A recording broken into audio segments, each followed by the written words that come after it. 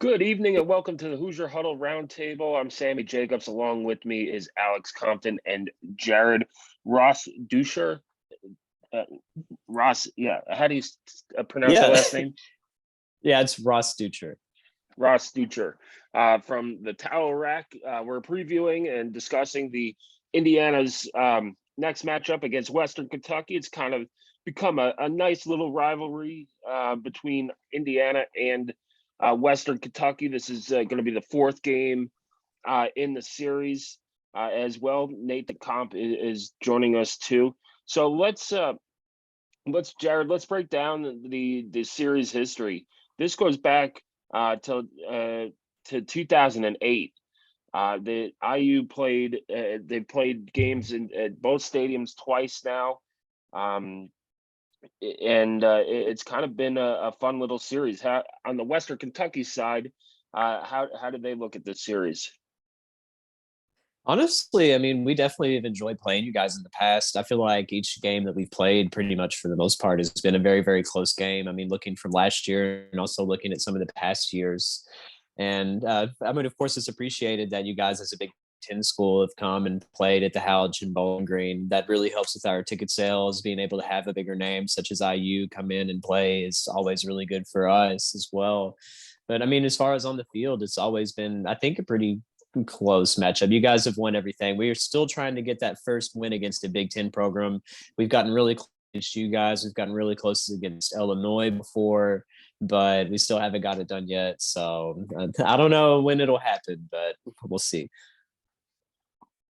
Yeah, it's a series that, man, as an IU fan, going down there scares me. Last year it was a 2-point game, and you guys had a sellout crowd. It's a blackout. It was loud. And then in 2015, you guys came up here with Jeff Brom and made a lot of money on that team betting the overs on Western Kentucky that year. But Yeah. you know, put some scares into some IU teams. How's the 2022 season going for you guys? So far so good. So obviously last year we had Bailey Zappi as our quarterback. He broke 2 NCAA records for most passing yardage in the season and also most touchdowns, beating Joe Burrow's record, which is insane to think about. And I mean, things were pretty good. Got a pretty good bowl win against App State, which that's looking even better now that they just beat A&M, and they're going to be hosting College Game Day this week, which is crazy. But I mean, as far as this season, we had a pretty close call against Austin Peay State University, which is a semi-local regional school in Tennessee. And we only beat them by about 11 points. It is looking a little rough. They were kind of eating us up with the zone read, quarterback run stuff. We were able to get 38 points in that game. We went to Hawaii and won that one pretty well. It's 49-17 for that one. Austin Reed is the new quarterback. He transferred from Division II's West Florida University and actually beat out Jarrett Dagey, who was a starter at West Virginia for the starting quarterback position in the offseason. So that's been a pretty big deal that as someone from D2 to make the jump to D1 and beat someone who is starting at a Power 5 school for the starting position at Western Kentucky. It's been pretty big. And honestly, he's got the arm and he's got the talent to do it. I've been really impressed with him so far. Defense, we lost a lot of guys, but they're stepping up. There was I think like 5 takeaways against Hawaii. They looked really solid. So I'm glad that they've had that extra week of rest, going from all the way to like 5 different time zones away and then finally coming back. So hopefully they'll be ready for this weekend. On the IU side of things, Nate and Alex, we know where IU stands: 2-0, wins over Illinois and Idaho last week. This is a game that ESPN's FPI has Western Kentucky with a 54% chance of winning as of last night when I checked. The spread is 6.5 on a lot of sports books. They're expecting a close game. Alex, we'll start with you and then go to Nate. What are you looking at for this game for the Hoosiers? Yeah, obviously, I think, starting with Western Kentucky, I think you have to start with the quarterback play, right? As we just kind of touched on. Austin Reed, good player. I think the matchup of the game and the most fascinating matchup of the game is him against IU secondary, and actually both secondaries. If I'm not mistaken, I think Western Kentucky leads the country in picks with 7. Yeah. So, Bazelak has had, some accuracy issues at times. Again, last week against Idaho in a monsoon, I'm not going to really put a lot of the ball placement issues on him, but passing game is going to have to look a lot better than it did in the first half against Idaho on Saturday night. Starting off in a hole like we did and not scoring in the first half, I think puts you in more trouble against Western Kentucky than it obviously did against Idaho. But yeah, I mean, if you look at how IU has played so far, if you flush the first half against Idaho and put some sort of combination of the other 3 halves that you've played this season on the field on Saturday, I think you feel good about it. But if you're sloppy, if we're throwing the ball around, I mean, this is a Western Kentucky team. They lost a lot from last year, from a really, really good team last year. But still, I mean, they're going to be aggressive on both sides of the ball. So, if Indiana's not ready to play at noon, so it's their first non-night game, I think you're in for a close second half. But for me, it definitely comes out to takeaways on both sides of the ball. So Nate, what about you on defense? Yeah, I think the biggest thing I'm looking at for the Indiana defense, at least that is just to see improved tackling, because we know, Western Kentucky has a lot of new players that based on the team that we saw last year, or compared to the team we saw last year, but a lot of their success just comes from their system. So just getting the ball to their playmakers in space and forcing the Indiana secondary to make tackles in space. And if you don't, they're going to go for big yards, big explosive plays. And we've seen some issues so far this year with the Indiana tackling. It just has not been the best at times.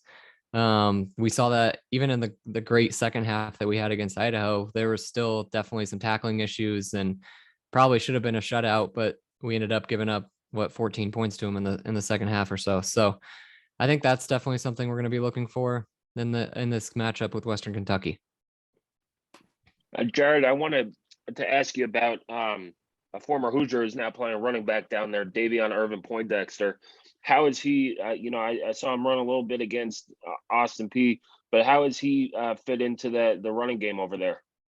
Honestly, he's come in and he's looked really solid. He's basically the RB1 at this point. He's been getting most of the snaps on offense. They've been kind of sharing it between him, Robichaud, and also Moses, which has been really good. But I mean, honestly, Poindexter, I think he's the leading rusher on the team. So he's fit in really well. They looked really good against, all 3 of them did against Hawaii. So he's been a good addition to the team.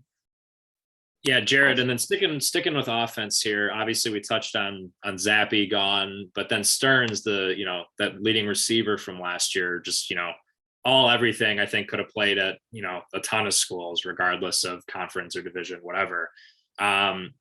What are some differences you've noticed from the offense, obviously through 2 games, or what are some things that are the same despite losing 2 of those all-world college football players? Yeah, I mean, it was definitely a lot of talented guys. And his brother, Josh Stearns, is actually still on the team. He was injured and he should be able to play for this weekend. Like Coach Hilton said, I think today that he's going to be good to go. So they'll maybe get him back. But the 2 main wide receivers have been Dawood Davis and Malachi Corley. And both of those guys have just looked phenomenal, especially Corley. He looked really good against Austin P. I think he had 3 touchdowns just in that game. And then against Hawaii, that was when Dawood Davis went off as well and looked really solid in that one.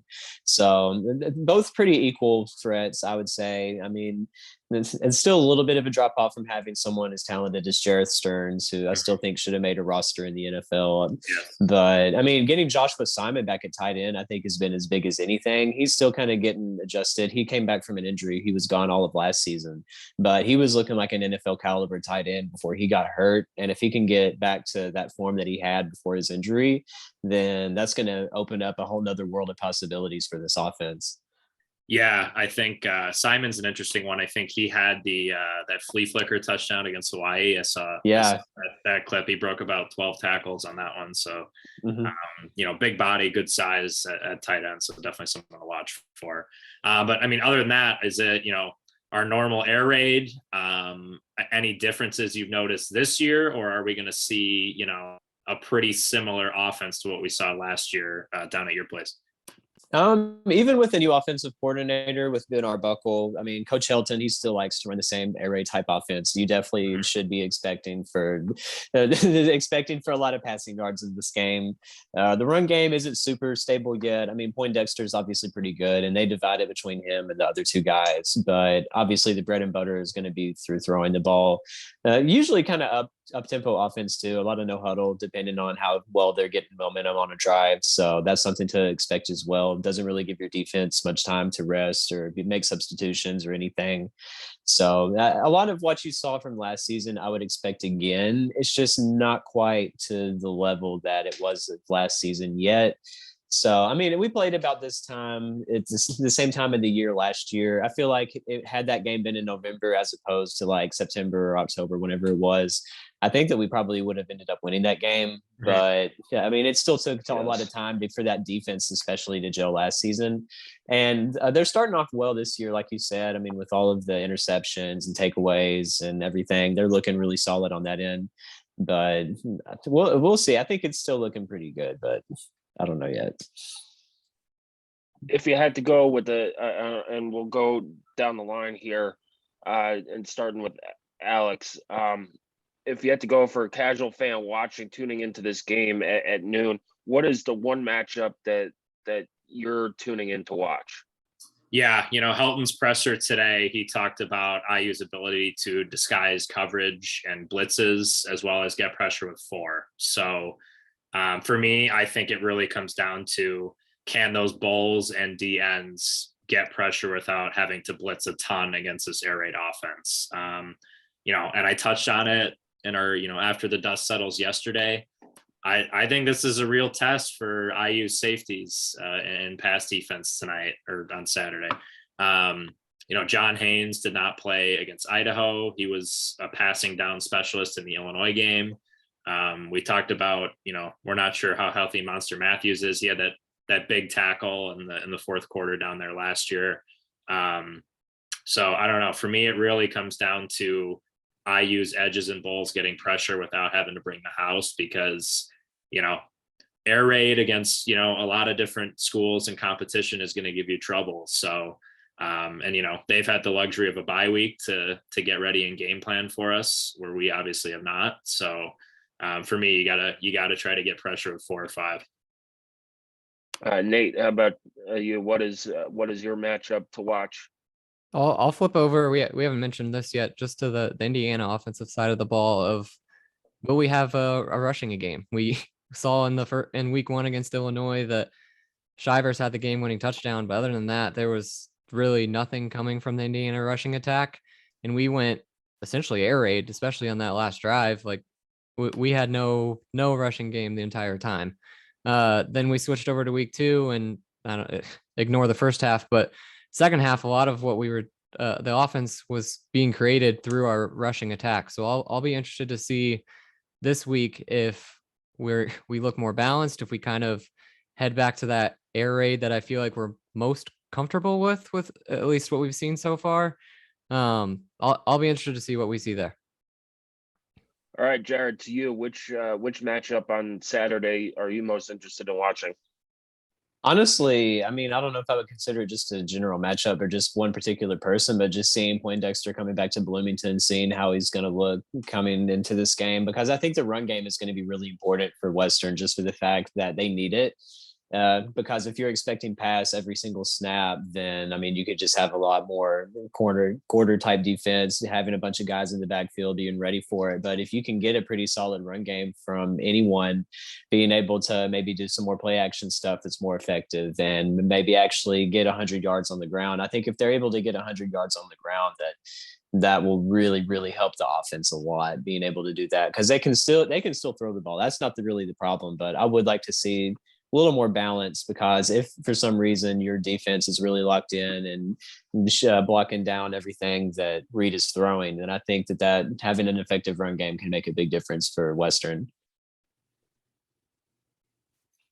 Yeah, if I'm going matchups, they're not going to be on the same field at the same time. But Western Kentucky's secondary leading the nation in interceptions, and then Indiana's secondary, we know what they could do with Tyler Mullen and Jalen Williams. Whoever comes out of there the most productive, making the most tackles, pass breakups and things like that, and creating the most havoc, I think that goes a long way into deciding the game. Now they won't face head to head, but it's something that when you go back to the stat sheet after the game, you're going to look at, those, tackles, passes broken up, interceptions, and things like that. That'll go a long way to determining who wins this game. Yeah, absolutely. Yeah, absolutely. I mean, I think IU secondary, we've been told all off season and all fall camp, everyone's healthy, everyone's excited to show, last season was a fluke with the big plays and the, poor defense at times. A lot of it was, the offense was just absolutely inept, but it's, a prove it game, obviously another big game the week after at Cincinnati. So you hope there's no, look ahead. As crazy as it sounds, I do think the first half against Idaho is kind of a good thing. So, early in the week, should be a good amount of focus, but yeah, I mean, I think the game is going to fall on both secondaries. IU is not afraid to throw the ball. And I think you'll look to get some of the size with 6'5" Donovan McCauley and 6'4" Cam Camper involved, possibly on the outside. And then AJ Barner, we always talk about it, but I think early in the game, especially getting Connor Bazelak kind of settled in, I feel like the tight end over the middle of the field is, a spot where we could see some, possibility with the aggressive Hilltoppers defense. But yeah, I think it's a big prove it week for both secondaries. So should be really interesting. I hope they let them play on the back end, but we will see. I think it'll be interesting with the secondaries too, of just both teams definitely are designed to play fast on offense. And we've seen just how deflating it can be when you go very quickly of your defense forced to take away, but then in 20 seconds you had 3 incomplete passes and now you're punting, and it just feels like a waste of a takeaway, a waste of a turnover. So it'll be interesting kind of both ways to see if the offenses can sustain drives enough that they can keep momentum, or if either defense can kind of take that momentum away, control the time of possession, and neither team is used to winning the time of possession. So it will be interesting to see who does this game.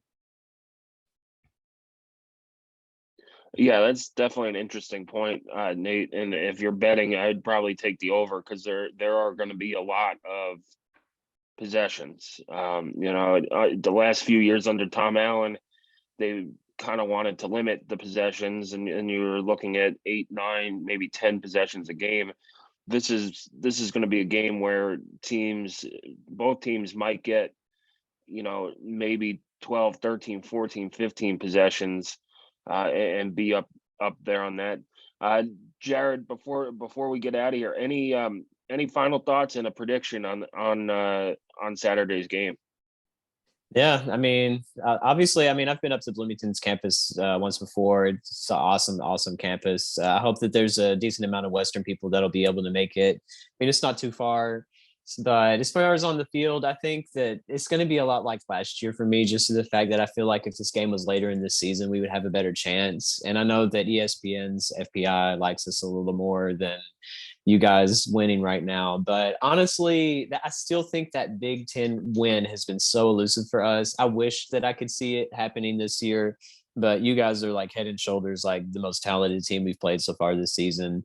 So I at least as of right now, I see you guys winning maybe by a field goal. Maybe give me 38-35, something like that. Yep. Nate, we'll go with you. Final thoughts and prediction. Yeah, I agree with everything that Jared just said. I also was going to go with IU 38. I'm going to go Western Kentucky 31. Think we win by a touchdown, but I think it'll be another game just like we saw last year's that could very much go to the last possession, and it just kind of depends on who has the ball last. So I'm excited for it. Alex? Yeah, I don't know if excited is my word, Nate, but yeah, I don't know. I weirdly, I don't see it ending up a lot like last year. I do think Western Kentucky lost a lot, especially when you talk about dynamic playmakers on offense. And I think, despite the bye week, I think them playing, Austin P in the FCS, and then a Hawaii team that has, I think, 50 new scholarship players this year. And then, on the road in the Big Ten, I think that's a massive jump. So I think us having already played Illinois is, hopefully, an advantage for the step up in physicality and, athleticism that we'll definitely see from last week against Idaho. I don't know. Prediction wise, I do think Indiana comes out much, much sharper than they did on Saturday night against Idaho. I think you're going to see a good run game. And hopefully, some nice sacks by the IU football defense, because I do think they're going to be pretty aggressive and not sit back and let the air raid really pick them apart. So I feel like you may see some big plays given up by the IU FB defense. But prediction, I'll go 30-20 Indiana. I think it's going to be a very big bend, don't break day for Tom Allen and the defense. So I think Reed will throw for 400 yards or 300 yards, but I think it'll be a lot of wait till we get into the red zone to really pack it in. But so I'll go 30-20, but should be a fun one. I'm excited for competent offensive football on both sides, which will be good for once. I heard the excited word. Yeah. Oh yeah. I guess for that specifically, I guess. But for the 11 a.m. Central Time kickoff, not great for my game watching habits. Let's just leave it at that, I guess. So it'll be a quick bedtime on Saturday night, I think. Yeah. So we're all predicting a not an Iowa, South Dakota State. I hope not. If that's gonna happen, I think we both just forfeit and we'll play during our bye week and the Toppers can pick up someone else. If it's a 3-3 game with 2 safeties, I think both teams get a loss. That's what I say. Everybody takes a loss. I think everybody just packs it up. I think everyone goes home and then we just forget it ever happened. So that would be my advice. But you never know till you kick them off, I guess, right? Yeah, Football was very drunk this past weekend. Yes. Oh, yeah. Yes. Super drunk. Yep. It's been all season. It's been super drunk. But yeah, I see a game that's going to be high scoring. It's going to come down to red zone efficiency as well, kind of like it did last year a little bit. IU won on, I think, 5 field goals and a couple touchdowns where, if IU changed that and scored a few more touchdowns, they probably put Western away a little bit earlier. But it's going to come down to that. It's who leaves the least amount of points on the field at those times. And it's always been a good game against Western Kentucky. They usually bring a good crowd as well. The weather shouldn't be terrible like it was last week. So I'm ready for some fireworks at Memorial Stadium. Hopefully, IU comes out with a win and goes 3-0, and then hopefully, Jared, I hope Western Kentucky has a fantastic season afterwards, and gets. They're still in Conference USA for right now, right? Yeah, unfortunately, and gets a CUSA championship and all those things. But Jared, for our listeners, just tell the folks where they can find you on social media and things like that. Yeah, so you can find us on Twitter at the Towel Rack WKU. You can also find us on Facebook and Instagram as well with the same handle. So if you want to keep up with Western Kentucky stuff, you can find us over there and everything. So we'd appreciate it. Yeah, and then anything specifically, coming this week, talking about the game on Saturday that our listeners and readers should watch out for from you guys. Yeah, we always have the Keys to Victory article from our perspective, looking at what really needs to happen for Western to be able to get a win. And also we still have our game grades from the Hawaii game to look at, and maybe even do a Q&A with you guys again to have that up so the WKU people can kind of know what to expect from an IU perspective as well. So lots of different stuff we'll have up this week. Sweet. And yeah, I think a return Q&A is only fair. So yeah, Jared, thank you again for joining us and for your time tonight. Sammy or Nate, anything else before we wrap up here? I'm good. I'm ready for a non-rain Saturday game. Not to get home at 3 a.m. Hey, anything for the win. But yeah, so for all of us at Hoosier Huddle, we'll have more stuff previewing the game against Western Kentucky this Saturday, the 17th, kicking off at noon Eastern on Big Ten Network. For Nate Comp, Sammy Jacobs, I'm Alex Compton. And then once again, thanks to our friend Jared over at the Towel Rack WKU for his time and analysis tonight.